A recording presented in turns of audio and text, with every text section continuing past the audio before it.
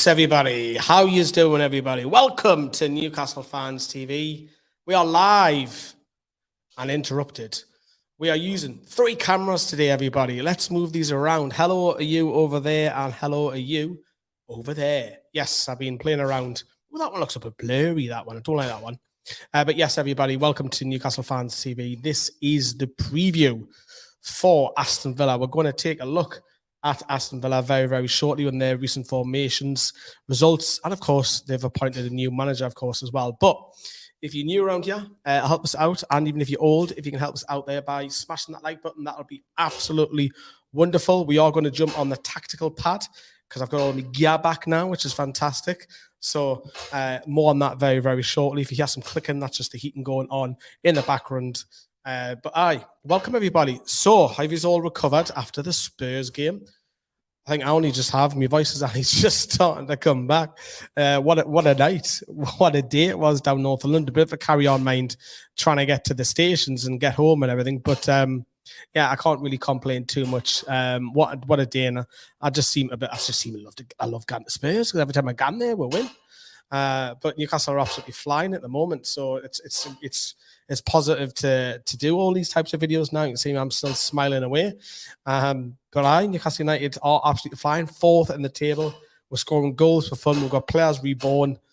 We're flying. People are fearing us. People are jealous of us on social media. I will say that because they can't say that we're a good football team because they're going, oh, we got oil money. That's all they can say because they're not educated.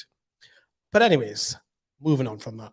Hello, everyone. Once again, please like the video. Please do. Come on. Right, we're going to do a bit of share screen facilities because I do want to talk about Aston Villa. I know you're all going to go, oh, a bit like Carl. Yes, you, Carl. So we are going to look at Aston Villa, but let's take a look. Should we look? What do you want to look at first? Do you want to look at? Should we look at the league table? I think that's where we could begin with. I don't think it's going to. No, it's not going to bring up the league table. It's going to bring up Aston Villa on here. Now you don't want to see 3 cameras of me on the left-hand side. No, you don't.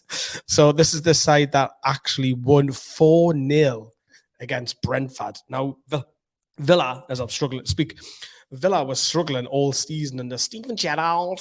Yeah, course, mate.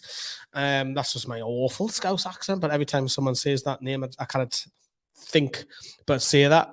But Danny Ings got a couple of goals, and just want to point out Danny Ings did something really, really nice. He wore a headset and he brought out a ball boy, and I think was disabled as well. Might have been deaf. I might be wrong on this, but he also wore a headset to interact with him. I thought that was really nice. That Leon Bailey, fantastic performance as well. Ollie Watkins got in goal, and who knew playing number 10 in and number 10 in the perform Buen Dia as well. So yes, Aston Villa obviously are backed, and by money about the last few years, but the back got a new manager in Unai Emery, who funny enough turned Newcastle United down. So yeah, he turned it down. Look, that's the only thing I keep hearing on social media. But we'll come back to that very, very shortly. But if you take a look at the league table where Aston Villa currently are, even after that win, it did pull them a little bit away from that relegation zone, because if they didn't beat Brentford, they could have been hovering in around where Leeds are. Leicester are obviously coming back to a bit of form now. Leicester starting to win some games, so they still need a win, I feel. The St James's Park, they've got an awful record, but they should be worried because look where Newcastle United are, everybody. Look where we're flying in the table at the minute. We are absolutely jumping for joy, sitting in 4th place. Now, Aston Villa's record at St James's Park is poor. We're flying, so Villa will be buzzing that they've got Gerrard out the way, but they brought in good evening Unai Emery, who, let's face it, let's address the elephant in the room. He said no to it at the time because he was unsure. He was scared of basically going in a relegation scrap halfway through the season. Obviously, it's a little bit early on the season this time around, joining Villa, but I think he would have looked at the Newcastle United project and think, "Fuck, I've missed something there." Newcastle wanted Eddie Howe. I wanted Eddie Howe. I said that in the overlap. It was either him or Brendan Rodgers. We got Eddie Howe in, which I'm absolutely out of the moon with. And now Aston Villa should be looking at us and thinking, that's a place where I don't want to go at the moment, which is St James's Park. Despite beating Brentford 4-0, they've got an awful record here. We're flying. We've got players reborn. We've got goals going in left, right, and centre. We've scored 20 goals, only 10 conceded. Newcastle have the best defence this season, which is unheard of in my time supporting the tune since 1995. I've never known Newcastle to have the best defence ever. Generally speaking, in over 30, well, there's a 30 odd years, 32 years, whatever, I can't count how long I've been supporting Newcastle. It's phenomenal the way Newcastle are playing, and money does help, don't get me wrong. However, the money has been spent the right way, because we haven't gone crazy and gone for loads and loads of top players. We've signed the likes of Matty Target from Aston Villa. We've signed Dan Burn, Nick Pope for 10 million. So listen at the clubs that we're signing from. Brighton, Burnley. Do you know what I mean? Yes, I know we've got Bruno. He was a hell of a find. What a player he is, by the way. Yes, we've got Isaac. We went crazy. There's the first big one. Botman from Lille, Bruno. So they're the bigger ones. But we haven't gone totally daft on it. And, you know, Newcastle Villa fans should be looking at it thinking, oh, I don't want to get in there, because we're absolutely flying. Beating the likes of Spurs and hammering people left, right, centre. But we should be feeling very, very optimistic. I am. I think Newcastle should be looking at this game, despite them, of course, winning 4-0. We'll take a look at, look at the results. The results speak for themselves, everybody. The results speak for them fucking selves. Look at that. Look how well the Toon have played so far this season. It's class. We've only had one defeat all season, which was, as we all know, it was a dodgy. I was there. It was a dodgy 98th minute winner from Carvalho when it was overplayed. Yes, Nick Pope might have been delaying it, but it wasn't 3 minutes delayed. So that's the only defeat so far this season. We've played both the Manchester clubs. We've played Spurs and we've played Liverpool so far. So people who say, oh, you've had an easy start the season, have a way fuck. Because look at that side. Look at the sides we've played. Look at the goals against, man. Look at the goals scored. Newcastle are a different team. We are a different animal this season. And don't you just fucking love it? Sorry for all the swearing, people. Sorry for the kids. But this isn't a kids' channel. But yeah, absolutely loving it, loving life being a Newcastle fan at the moment. But you know, let's take a look at let's go to Aston Villa's results, shall we? We'll put it back on the screen for you so you can have a look at that. So Aston Villa, of course, as I mentioned, that 4-0 win over Brentford, which was great for them because they were losing 3-0 against Fulham, drawn with Forest, drawn with Leeds, only just beaten Southampton. So these are the teams that are in around them. They're not getting all the results, and you know, you could see that something wasn't right with Steven Gerrard, that the players just aren't playing for him. And he's gone to, obviously he's managed the under-18s at Liverpool. He went to the north of the border for Rangers. And look, I don't want to be too disrespectful to Rangers, but could Steve Bruce do a job there? Probably, in all honesty. And I didn't rate Steve Bruce, never to Aston Villa fans either. But, you know, it's not difficult when you're Rangers to finish at least second. He did do well in Europe, mind. But I think for Steven Gerrard, again, another job after Aston Villa, he's probably going to have to drop a level, I think, because I think to get like a bit like Michael Carrick's gone to Middlesbrough, Gerrard might have to get a championship side to come back up and build his reputation up. But more on Newcastle in a second. But, you know, we're very surprised that there's no rotation. Last week it was Callum Wilson starting 3 in a week. Now we've got that big long gap this week where there's no football, there's no midweek games, which is great because I think the lads could do with a bit of a rest, of course. But I wanted to bring up the tactical pad, and this will be interesting because I haven't used this for a while, so it'll probably freeze on me. So I do apologize in advance for that. But, you know, people who've watched this channel, I want to bring this back. You'll know what I'm on about as well. We're going to share the screen for you, everybody, but let's do it. Let's take a good look at what we're talking about. This is the tactical pad. Oh, you got 3 cameras on me. I feel like I'm in a rave. Look at that. Dun, dun, dun, dun, dun, dun, dun. Gotta be careful I don't sing a song because it'll be copyright. We'll make that full screen. Get me out of the way. So there we go. So this is the Newcastle United side that beat Spurs last week. Do you see any changes? So there could only be 1 or 2. So Joe Linton was in an unfamiliar left wing position. He did fine. But to get the best out of Joe Linton, I think you've got to drop him back into centre midfield. But who do you kick out? Now, Sean Longstaff's had 2 great performances, and I'm a massive critic of his. He's had 2 great performances. Willock's come off the bench. I think it could be Joe Willock down at the bench. Joe Linton will take that spot, which leaves a left wing position. Now, is it going to be Murphy Or is it going to be Little Fraser? Where are you hiding, Little Fraser? I do have you down here somewhere. Here he is. Is it going to be Murphy? Is it going to be Fraser? If it's Eddie Howe, I'm probably going to think it's Murphy. But personally, for me, I would like to see Ryan Fraser give him a little bit of a run on the left wing. Him and Wilson link up really well. And Sean Longstaff, I think, deserves his place in the centre of the field. But, you've got John Joe Shelby coming back as well. Well, he'll be in line. I think he'll come off the bench. It's great to see Shelby back. I think he will start on a more regular basis, probably after the World Cup.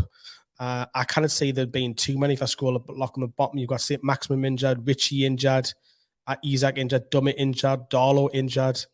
So a shout for Elliot Anderson come off the bench potentially as well, but I can't see too many changes. But let's just assume we've got most of that right.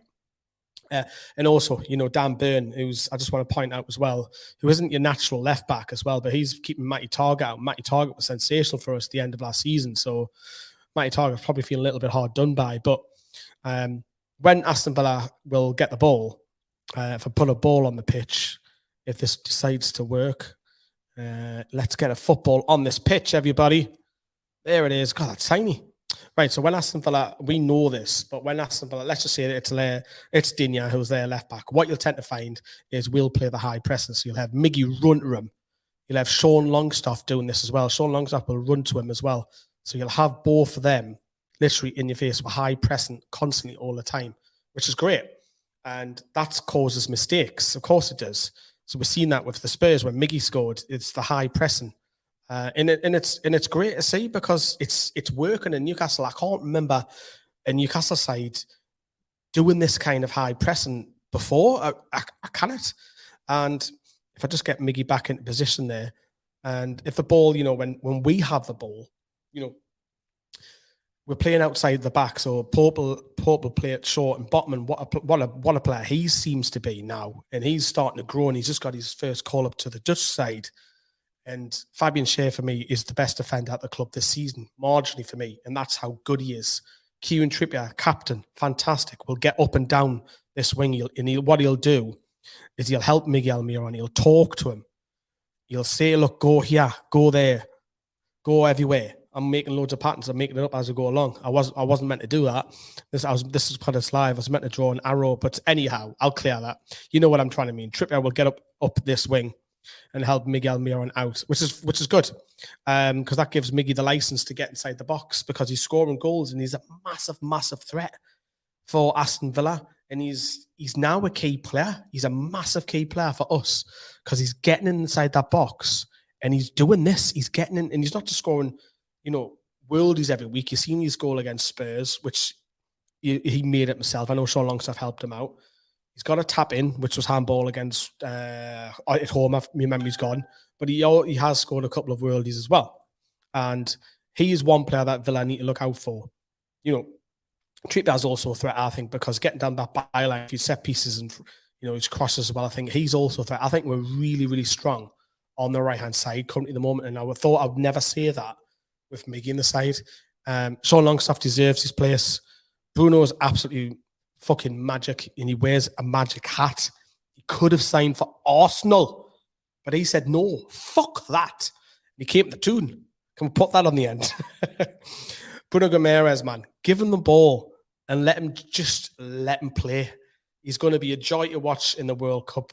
Let's just hope, that he has, in a selfish point of view, not a great World Cup, because we don't want the likes of Real Madrid come sniffing in January. And Callum Wilson's been talking about the World Cup with his interview with Miggy afterwards. And I think he's backing himself. And Callum, do you know what it is after Harry Kane? Really? Who is there after Wilson? Realistically, is there anybody except from him who's better than Callum Wilson at the moment? I don't think there is. Percy's a number 9. You probably, and when I say number 9, out and out number 9, doesn't play on the left, doesn't play on the right. There's only really Kane, Wilson, Dominic Calvert-Lewin, because the rest of them play out wide. Like for example, Ollie Watkins will play out St. James Park, plays sometimes out wide as well.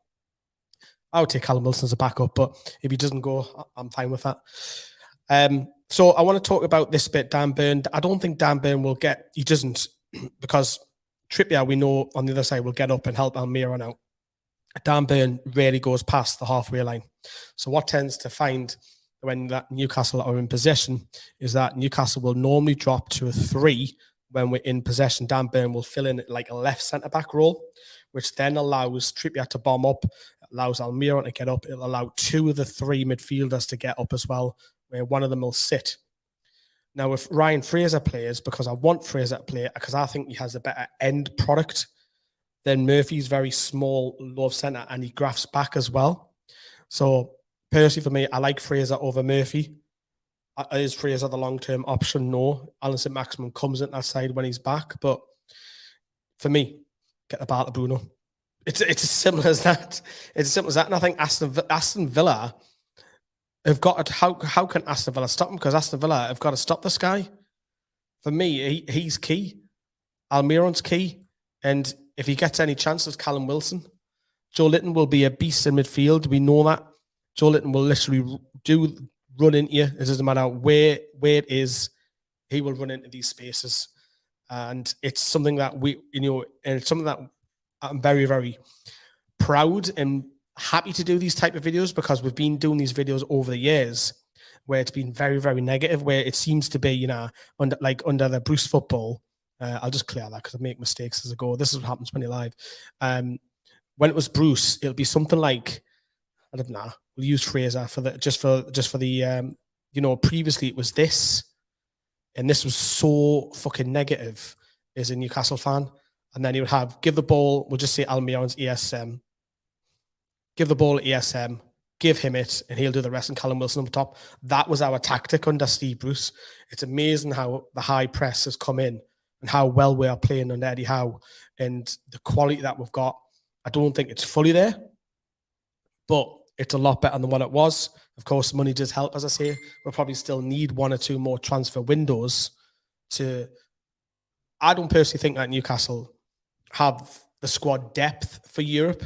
If Newcastle were to get top 7 this season, you've got to go and spend the money, because the likes of Ryan Fraser, Jacob Murphy, Chris Wood, I know Isaac will come in there, but do you know where I'm going with there? The squad depth needs to be better off the bench. Mankio's got a place on the bench.